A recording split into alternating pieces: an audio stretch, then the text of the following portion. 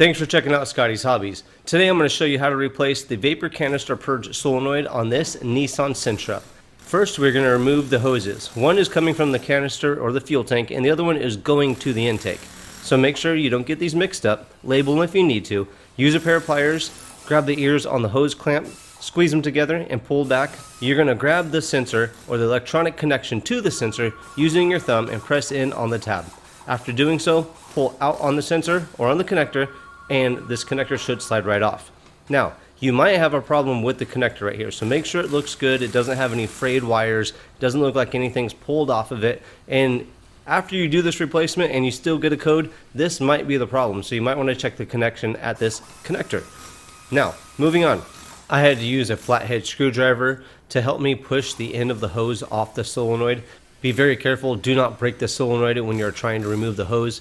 And just remove the hoses. Set them off to the side. Let them dangle right there. Now, using a 10mm 6-point socket, we're going to remove the nut on the back side of the solenoid. It's connected to the little bracket right there. Remove that and it'll come right off now. There we go. It's already off. About 5 minutes into this job and this solenoid is already off and in my hands. If you want to check the solenoid, this solenoid should hold vacuum when there is no power applied to the solenoid. If you have like a 9-volt battery, you can make a switch setup. And you can check out my video library to find something to show you how to test this solenoid if you want to check it out. If you apply power to the solenoid should open up and allow air to flow through or vacuum to flow through the solenoid. If you apply power and it still holds vacuum, I would say the solenoid itself is bad.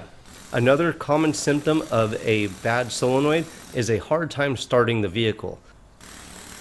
Make sure you look for a link in the description for part numbers and links to buy this solenoid. Now, to install the new solenoid or the solenoid that you have tested and is good, you're just going to do the reverse. So let's go ahead and mount it back on the bracket, tighten that nut on the back side of the solenoid.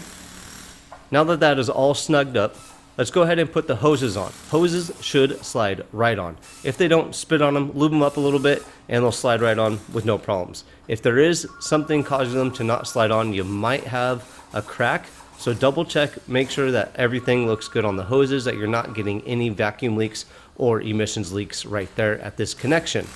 Make sure everything is plugged in correctly. You get the little snap when it's pushed on all the way, or a little click I should say, not a snap, that might be a bad thing. If you continue to have a code, the connector right here, the pigtail itself, should be checked. Make sure that this connection is good, you're getting continuity, and you're not for some reason losing the power supply between the back of the pigtail and to the front of the connector on the solenoid itself. After you slide the hoses on, make sure you get the hose clamps on properly using a pair of pliers. You don't want to put them all the way up to the edge of the hose. Put about 1 millimeter or 2 gap between the end of the hose and the actual clamp. This job takes about 15 minutes in your driveway if you have the parts and the tools, so make sure you have that all set next to you when you get started. If you have any questions, feel free to ask away. Don't hesitate. I'll do my best to get back to you. Thanks for checking out Scotty's Hobbies. Like, subscribe, and share, and I will see you on the next hopefully helpful video.